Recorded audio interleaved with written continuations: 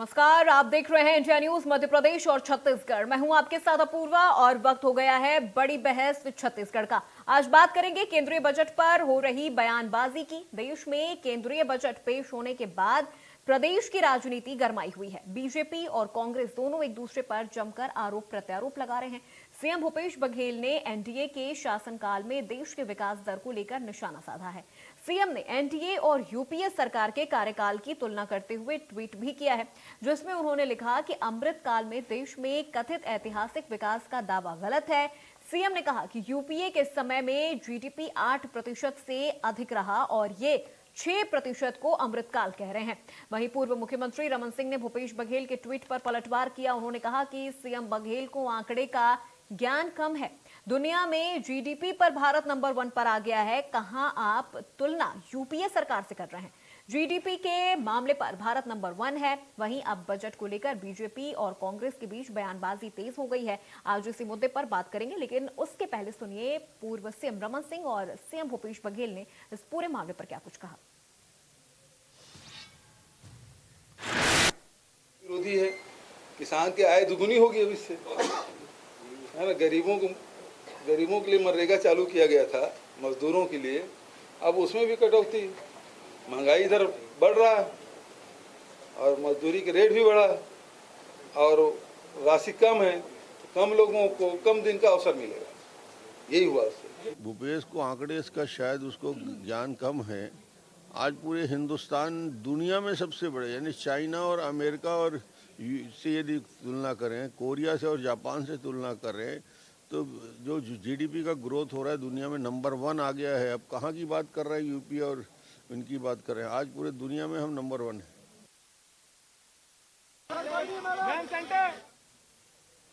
तो आपको बता दें, केंद्रीय बजट पर अब एनडीए बनाम यूपीए हो गया है। जिस तरह से सीएम भूपेश बघेल ने कहा कि जब यूपीए की सरकार थी उस वक्त जो बजट आया करते थे वो लोगों के हित में होते थे। रोजगार दिया जाता था, युवाओं को रोजगार दिया जाता था, महिलाओं के हित में होता था। लेकिन इस बार का जो बजट है वो 6% को लेकर ही बीजेपी या केंद्र सरकार इसे अमृतकाल बता रही है, क्योंकि जब यूपीए थी तब ये 8% तक हुआ करता था, लेकिन अब 6% में ही इसे अमृतकाल बताया जा रहा है। तो वहीं पूर्व मुख्यमंत्री रमन सिंह ने कहा कि भूपेश बघेल को अभी आंकड़ों का जो ज्ञान है वो उन्हें कम है, वो उन्हें देखना चाहिए, क्योंकि यहाँ पर अगर पूरे जीडीपी की बात की जाए तो भारत नंबर 1 पर आ गया है और भूपेश बघेल अभी भी यूपीए वर्सेस एनडीए कर रहे हैं। तो वहीं पर आपको बता दें, छत्तीसगढ़ के पूर्व मंत्री तरुण भनोट ने भी इस बजट को निराशाजनक बताया है। उन्होंने कहा कि यह बजट आम नहीं, खास नहीं है।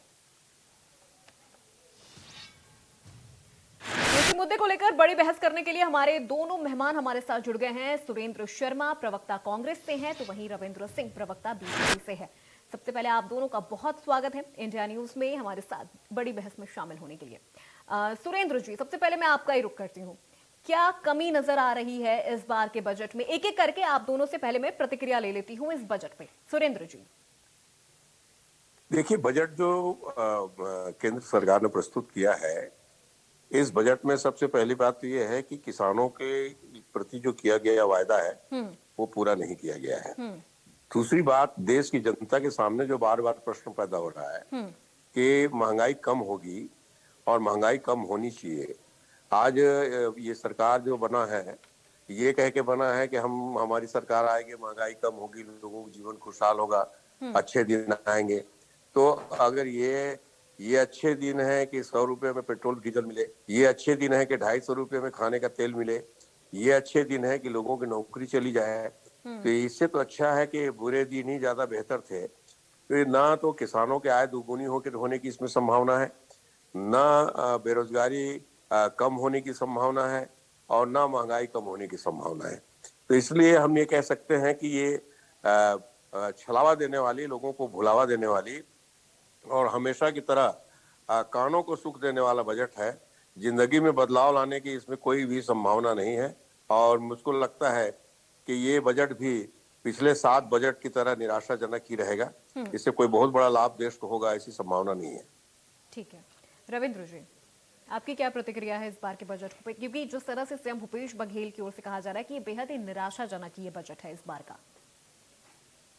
जी को तो बहुत अच्छा बजट भी होगा नरेंद्र मोदी जी का, उनको हमेशा निराशाजनक ही लगेगा। वो केवल विरोध करना है करके विरोध करते हैं, विपक्ष में मतलब केंद्र में है वो, और उनको विरोध करना है चाहे कितना अच्छा भी बजट हो जाता है। विपक्ष का दायित्व ही यही होता है रविंद्र जी, विपक्ष का दायित्व ही यही होता है। लेकिन विपक्ष का दायित्व सकारात्मक विपक्ष की भूमिका होती है। जब हम 7 लाख रुपया टैक्स की छूट ये करना है, इतना बड़ा क्राइटेरिया कि अब भी इनको दिखता नहीं है। हम बागवानी पे कितना पैसा दे रहे हैं, हम किसानों को ये कर रहे हैं, इससे पहले भी 6,000 रुपए दिए थे। इनको कुछ समझ में नहीं आता है, ये अर्ध सत्य बोलते हैं। इनका ट्वीट आप देख लीजिए, जो बजट पे कह रहे थे कि ऐतिहासिक अमृत तुल्य जो है वो गलत है, वो आंकड़े की गलत बयानबाजी कर रहे हैं, अर्ध सत्य बोल रहे हैं। जैसे कि डॉक्टर रमन सिंह जी ने कहा कि इन्हें पूरा डाटा का वो नहीं है। मैं बता देना चाहता हूँ कि यूपी अभी जो नरेंद्र मोदी जी की सरकार थी 2020 में, जब क्या कहते कोरोना काल का दौर चल रहा था, 12% एक बार में गिरा है, एक बार में 12% कोविड के दौर में, और पूरी दुनिया में गिरा हुआ है। ये तुलना कर रहे थे, आप चार्ट को उठाकर देख लीजिए। 2 बार मनमोहन सिंह के वैश्विक मंदी के दौर में 2006 और 8 में 4 और 3% का अंतर आया, और हम एक बार में 12% का अंतर हुए हैं। और उसके बाद देख लीजिए हमने 15% का अगले साल 2021 में हमने वृद्धि की है। इतनी बुरी तरह गिरने के बाद इतना फास्ट ग्रोइंग हमारा विकास हुआ, ये भूपेश बघेल जी को दिखता नहीं है। सबसे बड़ी बात है, आज इंफ्रास्ट्रक्चर में हम खर्चा कर रहे हैं, हम शिक्षा पे कर रहे हैं, हम रोजगार पे कर रहे हैं, और देश की अर्थव्यवस्था 5वीं सबसे बड़ी अर्थव्यवस्था आज है। तो नरेंद्र मोदी जी के कार्यकाल में अर्थशास्त्री बनते थे मनमोहन सिंह, क्या देश की अर्थव्यवस्था 5वीं सबसे, लेकिन महंगाई भी तो है रविंद्र जी। मैं महंगाई की भी बात बता देता हूँ, मैं महंगाई की भी बात बता देता हूँ, यदि आप बोलिए तो पूरा डाटा दे देता हूँ। आप देख लीजिए, यूएसए में 6.45% है महंगाई, और जापान में 4% है, चीन में 1.8% है, जर्मनी में 8.5% है, और इंडिया में 5.25% है। दुनिया की बड़ी इकोनॉमी का आप महंगाई का परसेंटेज देख लीजिए। मैं डाटा दे रहा हूँ और डाटा को ला के बता दे समझ में, यदि गलत बोल रहा हूँ तो। महंगाई बढ़ी नहीं है, देश की अर्थव्यवस्था बढ़ी है। मतलब आपका कहना है कि इस बार के बजट में किसानों के लिए भी बहुत कुछ है, युवाओं के लिए भी बहुत कुछ है, लेकिन वहीं सीएम भूपेश बघेल जी का कहना है कि किसानों के लिए भी कुछ नहीं है, युवाओं के लिए भी कुछ नहीं है, महिलाओं के लिए भी कुछ नहीं है। नहीं, ये तो बोलेंगे। मैं कह रहा हूँ 40 अंतरराष्ट्रीय स्किल संस्थाएं यदि देश में भी बन रही है तो अपने आप में बहुत बड़ी बात है। 60,000 करोड़ रुपए हम बागवानी के लिए ओनली किसानों को दे रहे हैं, इससे किसका विकास होगा? आप मुझे बताइए। हम तो हर चीज दे रहे हैं ना किसानों के लिए, युवाओं के लिए स्किल सेंटर हम खोल रहे हैं, ये सब युवाओं के लिए और देश की अर्थव्यवस्था को बढ़ाने के लिए तो है। इन्हें निगेटिव देखना है, ये अपना चश्मा उतार सकते नहीं है। इन्हें केंद्र पे हमला करना है। नरेंद्र मोदी 370 धारा हटाते हैं तब भी इन्हें तकलीफ होती है, जब हम ट्रिपल तलाक तय करते हैं तब भी तकलीफ होता है। भारतीय अर्थव्यवस्था देश की 5वीं सबसे बड़ी अर्थव्यवस्था, हम बहुत जल्दी 4थी देश दुनिया की सबसे बड़ी अर्थव्यवस्था बनने वाले, तो ये हमारी उपलब्धि है। हम उस संकट के काल में जब 1930 में वैश्विक आर्थिक मंदी आई थी, उससे भी बड़ी दुर्भाग्यजनक स्थिति से हम निकल के आ रहे हैं, इनको तारीफ करना चाहिए। हमने दुनिया को वैक्सीन दिया है, हमने भारत को वैक्सीन दिया, फिर भी हम अपने इंफ्रास्ट्रक्चर को बनाने में कामयाब रहे हैं। आप नागपुर से पुणे तक समृद्धि 6 लाइन है, हाईवे चल रहा है, आप देखिए उसमें कितने लोगों को रोजगार मिला है। भूपेश बघेल जी और पूरी कांग्रेस की पार्टी अपनी तो करती नहीं है। मैं छत्तीसगढ़ की बात बता रहा हूँ, 54,000 करोड़ रुपए इन्होंने कर्ज में लिया है, कितने साल में? 4 साल में, और हमने 15 साल में 40,000 करोड़ लिया था। ये हर साल 5,000 करोड़ रुपए तो ब्याज में देते हैं और 540 लाख रुपए मूलधन देते हैं। ये क्या बात करेंगे? कर्जे में इन्होंने छत्तीसगढ़ को डुबो दिया है, और कहां भारत की बात करते हैं। 2 राज्यों में सिमट के रह गए, बहुत जल्दी खत्म होने वाले हैं। ये नरेंद्र मोदी के समय 4थी अर्थव्यवस्था बनके दिखाएंगे। सुरेंद्र जी, देखिए, हमारे भाई साहब रविंद्र जी बड़ी बड़ी बातें कर रहे हैं, और छत्तीसगढ़ के कर्ज की इनको बहुत बड़ी चिंता है। मगर इनको याद दिलाना चाहता हूँ कि देश की आजादी से लेके 2014 तक पूरे देश का कर्ज 55 लाख करोड़ रुपए था। आज माननीय प्रधानमंत्री नरेंद्र मोदी जी की कृपा से 8 साल में 155 लाख करोड़ का कर्ज है देश के ऊपर। इन्होंने नोटबंदी लागू किया, इन्होंने कहा काला धन वापस आएगा। कितना काला धन वापस आया आज तक देश को बताया नहीं। जीएसटी को इन्होंने कहा दूसरी आजादी है, कहां से आजादी आई इस बात का पता नहीं है।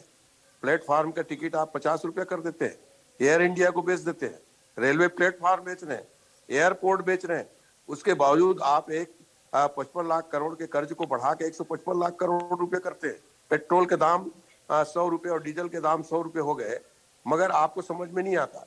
ऐसा बजट ये बनाते हैं कि जो जनता को समझ में नहीं आती। मैं जानना चाहता हूँ भारतीय जनता पार्टी ऐसा काम ही क्यों करती है जो जनता को समझ में नहीं आती। जनता तो चाहती है कि उसको नौकरी मिले, जनता चाहती है उसको सुविधा मिले, जनता चाहती है महंगाई कम हो, जनता चाहती है उसके उद्योग फिर से चालू हो, जनता चाहती है किसानों को उनकी कीमत मिले। ये काम क्यों नहीं करती भारतीय जनता पार्टी? ठीक, कहते हैं जवाब आंकड़े ले समझ लेते में नहीं हैं आते, रविंद्र हम जी। ऐसे आंकड़े समझना भी नहीं चाहते जी, जो देश के लोगों को समझ में नहीं डाटा आता। बता रमन दिया। घर सिंह में ने रहने वाली जी, गृहिणियों को पूर्व समझ में नहीं मुख्यमंत्री आता। रमन सिंह जी ने ऐसे इसे आंकड़े हम सर्वश्रेष्ठ समझना भी बजट नहीं बताया है। उन्होंने कहा कि इस बजट में किसानों को भी हमने बहुत कुछ दिया है, युवाओं के लिए रोजगार भी हम दे रहे हैं, लेकिन फिर भी सवाल खड़ा हो रहा है कि इतनी बार बजट आने के बावजूद भी महंगाई क्यों नहीं कम हो रही है, युवाओं को उस लेवल पे रोजगार क्यों नहीं मिल रहा है जितने दावे और वादे बीजेपी और केंद्र सरकार की ओर से किए गए हैं। देखिए, मैं पॉइंट टू पॉइंट जवाब देता हूँ शर्मा जी का। पहले तो इनको सरकारी नौकरियों पे या बेरोजगारों पर बात करने का छत्तीसगढ़ में अधिकार नहीं है। छत्तीसगढ़ में आप आरक्षण का मुद्दा देख लीजिए, परीक्षाएं बगैर आरक्षण के हो रही है। पीएससी राज्य का गठन 2000 में हुआ, 2003 अरे भाई साहब, छत्तीसगढ़ की बात आज नहीं हो रही है, केंद्रीय बजट में आज बात हो रही बेरोजगार है। बर्बाद है। सब इंस्पेक्टर की केंद्रीय नौकरी बजट 4 में साल बात से कीजिए ना, करते हैं, छत्तीसगढ़ की बेरोजगारों बात को कर लेंगे बेरोजगारी बाद में। भत्ता दे नहीं सके तो ये केंद्र पे हमला करेंगे। और कर्ज की बात तो इनको करना नहीं चाहिए, इसके सेंट्रल का कितना कर्जा। अरे अपना कर्जा तो देखो। एक चीज मैं बता रहा हूं जो शर्मा जी को समझना चाहिए और कांग्रेस के प्रवक्ता को ये बात अच्छे समझ में आ जानी चाहिए। भारतीय अर्थव्यवस्था एक दिन यदि बंद होती है तो कम से कम 4.86 बिलियन अमेरिकन बिलियन डॉलर का बर्बादी होता है। हमने पूरे कोरोना काल में 1 साल तक पूरी वो देखा है, भारतीय अर्थव्यवस्था बंद था, फिर भी हम झुके नहीं। आज श्रीलंका की स्थिति क्या है, आज लेकिन उसके पाकिस्तान बाद की भी स्थिति जो क्या है? बजट आटा आया, 250 रविंद्र जी, रुपया मिल रहा है, रविंद्र जी, पेट्रोल आपके 300 इसी रुपया पॉइंट पे लीटर मिल एक रहा है। मिनट, और इनको अभी भी समझ में रविंद्र नहीं जी, आ रहा है उसके बाद कि हम भी जो एक बजट आया, वो- लेकिन जो छोटे व्यवसायिक थे वो फिर भी खुश नहीं थे। उनका कहना था कि हमें फिर भी परेशानी हो रही है, हमें रॉ मटेरियल्स नहीं मिल पा रहे हैं, उनके दाम इतने बढ़ चुके हैं कि वो हमें अपने व्यवसाय के लिए मिल नहीं पा रहे हैं। ये छोटे व्यवसायियों की ओर से कहा गया था। बिल्कुल बिल्कुल बिल्कुल बिल्कुल। मैं मध्यम वर्गीय जो एमएसएमई का है उनके दुख को आप व्यक्त कर रही हूँ, उससे समर्थन ही करते हुए कर रहा हूँ और उस आरोप का खंडन भी कर रहा हूँ कि कोरोना काल में पूरा उत्पादन बंद था, श्रमिक प्रवास की ओर थे, मैन्युफैक्चरिंग यूनिट बंद थी। तो अभी जो जैसे जैसे अर्थव्यवस्था खुल रही है, आप देखेंगे उस दौर में जब लोहा 72 रुपए किलो मिलता था, आज 55 रुपए 52 रुपए किलो मिल रहा है। तो हम कैसे इस बात को बोल सकते हैं कि मतलब इनको नहीं मिल रहा है? मैं मानता हूं कोरोना काल में था, लेकिन कोरोना काल में श्रमिक भी तो नहीं थे, वो प्रवास कर रहे थे, वो तो अपनी जिंदगी जीवन और मरण के लिए कर रहे थे। भारत की सबसे बड़ी आवश्यकता थी भारत के लोगों की जान को बचाना। स्वास्थ्य से खिलवाड़ जो होता उसको हमने रोका है। 10,000 लोगों में 8 डॉक्टर है, फिर भी हमने वैक्सीन दिया, हमने लोगों की जान बचाई। अब अर्थव्यवस्था बढ़ेगा। आप देख लीजिए जो कोरोना काल में रेट था आज कितना कम हो चुका है, फिर भी ये देखना नहीं चाहते तो इनका दोष है। ठीक है, सुरेंद्र जी।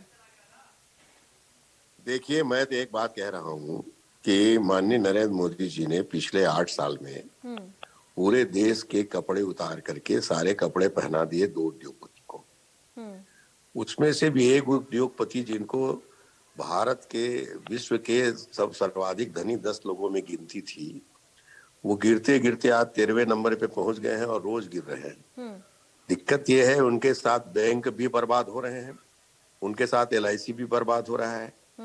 ये कैसी अर्थनीति है भाई? दूसरी बात, हमारे भाई साहब तर्क दे रहे हैं कोरोना कारण सब समस्या आई है, तो छत्तीसगढ़ में कोरोना नहीं थी क्या? छत्तीसगढ़ की सरकार ने कर्ज लिया तो आपको आपत्तिजनक लगता है क्या? छत्तीसगढ़ कोरोना से मुक्त था। बल्कि मैं तो ये कह रहा हूँ कि छत्तीसगढ़ में कोरोना काल में भी कृषि कार्य बहुत समुचित रूप से हुए, धान खरीदी बहुत अच्छे से हुई और पूरे देश में जब मंदी का दौर था उसके बावजूद छत्तीसगढ़ मंदी के दौर से बचा रहा, यहाँ के व्यापार उद्योग चलते रहे। तो रणनीति किसकी ज्यादा बेहतर थी? दिक्कत ये है कि इस देश के तमाम लोगों के उपभोक्ता के जेब में पैसे पहुंचने चाहिए।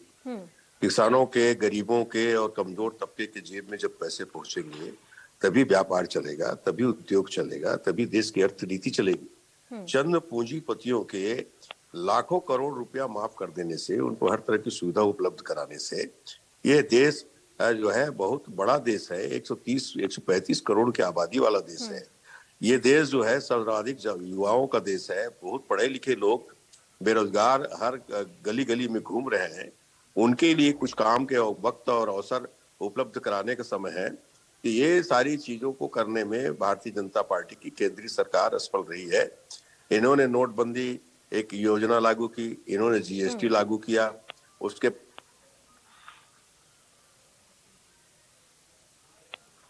जी बोलिए बोलिए सुरेंद्र जी।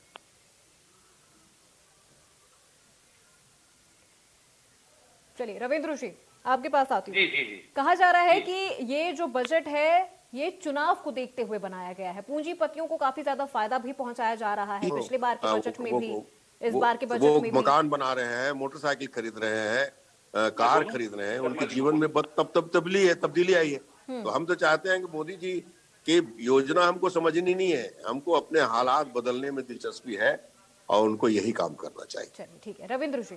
जी जी शर्मा जी, पहले तो मैं एक चीज आपको याद दिला देना चाह रहा हूँ। आप जो बोल रहे हैं छत्तीसगढ़ में कोरोना जो दौर था उसमें मंदी का दौर नहीं आया। सुन लीजिए, 1,80,000 करोड़ रुपए नरेंद्र मोदी जी ने पूरे देश को दिया कोरोना के काल में। आप कह रहे हैं हम पूंजीपतियों का मतलब ऋण को माफ कर रहे हैं। आपको ध्यान होना चाहिए 6 महीने तक हर किसी का हमने इंस्टॉलमेंट माफ किया। बैंक से जो कर्जा लिए थे उनको कहा कि उनके कर्जों का भी न लिया जाए। 6 महीने तक हमने उनको राहत दिया जब तक कोरोना ये नहीं हो जाता। रही बात, हम कोई बड़े लोगों के लिए नहीं कह रहे हैं। हमको बोलते हैं कि एयरपोर्ट बेच रहा है, रेलवे बेच रहा है। अरे हमने तो एयरपोर्ट खोला है छत्तीसगढ़ में, अंबिकापुर को देख लीजिए, जगदलपुर को देख लीजिए, हर छोटे छोटे जगह में हमने एयरपोर्ट खोला है। टाटा का हमने अभी लिया हुआ है, जो ये टाटा का जब वो प्राइवेटाइजेशन था तब इन्होंने ले लिया था। आज हमने टाटा को और एयर इंडिया को हमने पर्याप्त फंड दिया ताकि उनका इंफ्रास्ट्रक्चर सुधार जाए। हमने किसको बेचा है सार्वजनिक संस्थाओं को, आप मुझे बता दीजिए। आप हमेशा बोलते हैं कि ये बेच रहे हैं एलआईसी को, एलआईसी को, आप बताइए ना कितने का। मैं तो डाटा दे रहा हूँ आपको कि हमने एयर इंडिया को किसने गरीबों को प्रधानमंत्री गरीब एयर इंडिया किसने बेचा है? 5 किलो चावल दिया है। एयर इंडिया को किसने बेचा है? आपने बांटा नहीं, आपने उसमें भी घोटाला किया है, उसकी भी जांच चल रही है। अभी हम लोगों ने आंदोलन किया था, भारतीय जनता पार्टी के लोगों ने, तब आप 5 किलो चावल जब वहां से हुआ तब दिया। आपने प्रधानमंत्री आवास योजना के तहत 11 लाख गरीब लोगों का मकान को रोक के रखा है। यदि वो पैसा रिलीज करते तो छत्तीसगढ़ की अर्थव्यवस्था के साथ साथ भारत की अर्थव्यवस्था भी दौड़ती। आप हमेशा रोके हैं। आप जल जीवन मिशन का देख लीजिए, जो हर घर में जल को देने के लिए था, आप इतना बड़ा घोटाला कर चुके हैं। आप केवल फंसाने की राजनीति करते हैं, दुराग्रह की राजनीति करते हैं। आप एक चीज देख लीजिए, अभी मुकेश गुप्ता जी का जो चेट वायरल हुआ है, आप कैसे डॉक्टर साहब को फंसाने का प्रयास रविंद्र किए जी, सीएम भूपेश बघेल ने कहा था कि इस बार का जो ये बजट आने वाला है, हमें उम्मीद थी कि अंबिकापुर से चलने वाली ट्रेन और जगदलपुर के लिए भी हमें ट्रेन मिलेगी, लेकिन ऐसा कुछ हुआ नहीं। ये उम्मीदें भी तो राज्य की होती है ना, जब केंद्र का बजट आता है। जी जी, राज्य की उम्मीदें तो हमेशा रहेगी, बढ़ा चढ़ा के करेंगे। रेलवे अपना काम करता है, समय के साथ वो भी होगा। छत्तीसगढ़ की जन भावनाओं के साथ हम खिलवाड़ नहीं करते। ये कैसे खिलवाड़ करते रेलवे में, मैं बता रहा हूँ। कवर्धा से डोंगरगढ़, जो डोंगरगढ़ से उछलापुर बिलासपुर तक जो रेलवे लाइन थी, लोकसभा में कांग्रेस गवर्नमेंट ने कहा आर्थिक दृष्टि से अनुपयोगी है, हम इसको चालू नहीं कर सकते। नरेंद्र मोदी जी की गवर्नमेंट आई और डोंगरगढ़ से उछलापुर रेलवे लाइन हमने प्रारंभ करवाने का प्रयास किया। राज्य सरकार ने अपना पूरा उसमें फंड नहीं दिया, इसलिए रुका हुआ है। तो हम तो कर रहे हैं ना, जो ये आर्थिक दृष्टि को उसके अनुपयोगी मानते, जन भावनाओं को कुछ नहीं समझते। हमने 2014 में जो कांग्रेस ने रोका था उसको प्रारंभ करवाया है। कांग्रेस के प्रवक्ता बोले कि आज उसको क्यों नहीं चालू किया। लेकिन स्टेट की तो वो मांगे तो होंगी ना, जब केंद्र का बजट आता है तो स्टेट की तो एक्सपेक्टेशन होती ही है, वो भी मांगे होती, तो वो मांगे तो जायज है ना। तो उस छत्तीसगढ़ को दे तो रहे हैं। हम तो कह रहे हैं कि जो इन्होंने बंद कर दिया था कांग्रेस ने, उसको हमने चालू करा दिया है। हमने तो मना नहीं किया, इन्होंने ये चालू करा के बताए क्यों बंद रखे हैं ये। अभी रायपुर में देख लीजिए, हम कर रहे हैं नया रायपुर तक रेलवे लाइन। अभी जो वहां तक जगदलपुर के लिए नई रेलवे लाइन थी, हम तो कर रहे हैं ना उसको। बोधघाट परियोजना को इन्होंने क्यों बंद किया, जरा पूछिए कांग्रेस के लोगों से। हमने तो चालू कराने की अनुमति दी थी, ये क्यों चालू नहीं करा सके।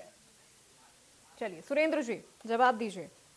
जवाब तो मेरा सिर्फ इतना ही है रविंद्र भाई से कि भैया आप लोगों ने उज्ज्वला गैस बांटा है गरीबी रेखा से नीचे वाले लोगों को, तो उसका तो रेट कम से कम कर देते भाई। कम 1200 रुपए में कौन गरीबी रेखा के नीचे वाला रहने वाला व्यक्ति गैस भरवा सकेगा?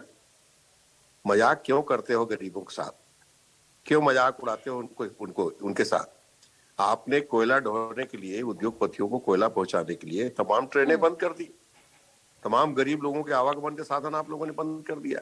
एक तो वंदे भारत ट्रेन चालू किया है, जिसमें बिलासपुर से रायपुर का किराया 700 रुपया है।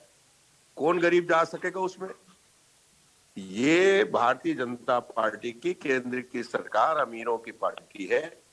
अमीरों को जेब भरने में दिलचस्पी है। गरीब को ये 5 किलो चावल के लायक ही समझते हैं और वही दे रहे हैं। तो ये बात समझ लीजिए आप, गरीब 5 किलो चावल के लायक नहीं है। गरीब आपके बराबरी में खड़े होने लायक हैसियत रखना चाहता, पाना चाहता है। रविंद्र जी, आपके बराबरी ये में सवाल खड़े तो होना उठता चाहता है। ये उसका अधिकार है, ये ये उसका सवाल हक उठता है। है कि और गरीबों उसके को संसाधन सिर्फ पर आप 5 किलो चावल दे दिया जा रहा है, महीने का राशन दे दिया जा रहा है। क्या किसी गरीब की इच्छा नहीं कि वो भी वंदे भारत में चले, वो भी वंदे भारत में बैठे?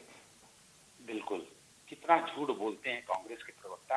क्या 6,000 रुपए प्रधानमंत्री किसान सम्मान निधि के तहत हम नहीं दे रहे? हर वर्ष दे रहे हैं, 43 लाख किसानों को दे रहे हैं। और उसके बाद बोलते हैं हम नहीं दे। वंदे भारत एक्सप्रेस जब छत्तीसगढ़ में स्टार्ट नहीं हो रही थी तो यही कांग्रेस कहती थी छत्तीसगढ़ को अछूता क्यों रखा गया है, वंदे भारत एक्सप्रेस को प्रारंभ किया गया। ठीक है, उसके दर क्या केवल छत्तीसगढ़ में सबसे ज्यादा है?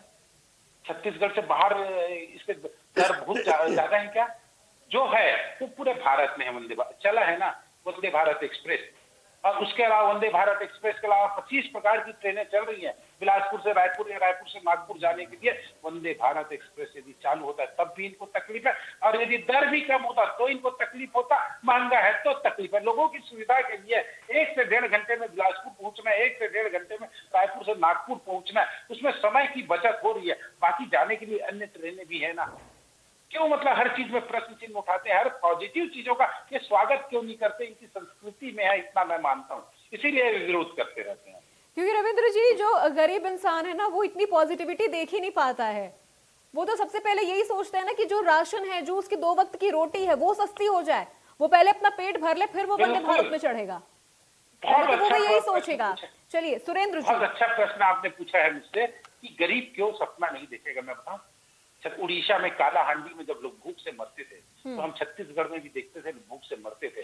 ये रमन सिंह जी थे जिन्होंने 1 रुपए किलो में चावल दिया, छत्तीसगढ़ में भूख से बर्बादी को बंद किया। पूरे देश में 1 रुपए किलो में चावल देके भूख और भय को जो खत्म किए वो रमन सिंह ने। क्यों कांग्रेस ने 70 साल में 1 रुपए किलो चावल नहीं दिया? हम गरीबों की चिंता करते हैं, इसलिए हम 1 रुपए किलो में चावल देते हैं। 5 किलो तो उसके अतिरिक्त प्रधानमंत्री नरेंद्र मोदी जी ने दिया। कोई 5 किलो नहीं मिल रहा था, 35 किलो भी यहाँ मिल रहा था ना, तो डॉक्टर रमन सिंह जी के कारण मिल रहा था। इन्होंने गरीबी हटाओ का नारा दिया, गरीबी हटाते हटाते गरीबों को हटा दिया उन्होंने। आज तक इन्होंने कुछ चलिए ठीक है, भारतीय जनता पार्टी सुरेंद्र जी, रविंद्र जी, एक फाइनल कॉमेंट आप दोनों से ले लें। एक फाइनल कॉमेंट आप दोनों से। सुरेंद्र जी,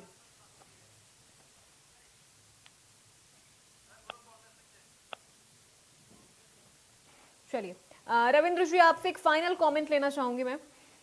बिल्कुल, मैं ये बजट को केवल तात्कालिक कारणों से नहीं मानता, ये भविष्य के लिए भी बजट है। भारतीय जनता पार्टी कांग्रेस तो बिल्कुल देखिए, बजट तो भविष्य के लिए ही आता है ना।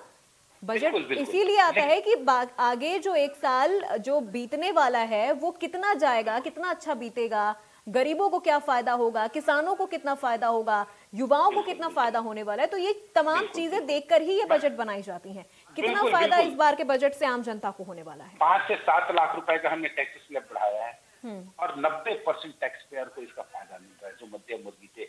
और मैंने कहा कम से कम 40 अंतरराष्ट्रीय स्किल संस्थाएं भारत में खुलने वाला है, इससे युवाओं को लाभ ही तो मिलेगा। मैं ये कह रहा हूं कि भारतीय जनता पार्टी तात्कालिक के साथ साथ भविष्य को दृष्टिगत रखते हुए बजट का निर्माण करती है। वो लोक लुभावन और चुनावी नहीं है। कभी भी नरेंद्र मोदी जी ने चुनावी वर्ष में चुनावी बजट का ये नहीं किया। वो देश की अर्थव्यवस्था को सुचारू रूप से चले, सही रूप से चले और देश की जनता को लाभ मिले, इस दृष्टि से बिल्कुल। सुरेंद्र जी, आपसे एक फाइनल कमेंट। बजट से जो उम्मीदें थी लोगों को, ये बजट उम्मीद पूरी करने वाली नहीं है। पिछले 8 साल में लगातार आर्थिक मोर्चे पर भारत असफल हुआ है। लगातार आर्थिक अपराध हुए हैं। लोग देश का पैसा लेकर के विदेश गए हैं और अभी जो नए नए कांड सुनने को मिल रहे हैं ये भी इस देश के लिए ठीक नहीं है। और ऐसी परिस्थिति में गांव, गरीब, किसान और कमजोर तबके के लोगों के खुशहाली के लिए, उनकी हालत को सुधारने के लिए, बेरोजगारों को रोजगार उपलब्ध कराने के लिए सरकार को ऐसी योजना बनाने की आवश्यकता है जिसमें भारतीय जनता पार्टी की केंद्रीय सरकार पूरी तरह असफल है। इस बजट से हमको कोई बहुत ज्यादा उम्मीद नहीं करना चाहिए, ऐसा मेरा विश्वास है। चलिए ठीक है, सुरेंद्र जी आपका बहुत शुक्रिया, रविंद्र जी आपका भी बहुत शुक्रिया डिबेट में हमारे साथ जुड़ने के लिए और इस पूरे मुद्दे पर अपनी राय रखने के लिए। इस बार का ये बजट आम जनता को फायदा पहुंचाता है या फिर नुकसान पहुंचाता है, क्योंकि बजट की जो लड़ाई है अब वो सियासत पर आ गई है। देखने वाली बात होती है कि बजट आने वाले दिनों में किस वर्ग को कितना फायदा पहुंचाता है। तो फिलहाल मेरे साथ बड़ी बहस में बस इतना ही। बाकी खबरों के लिए आप देखते रहिए इंडिया न्यूज।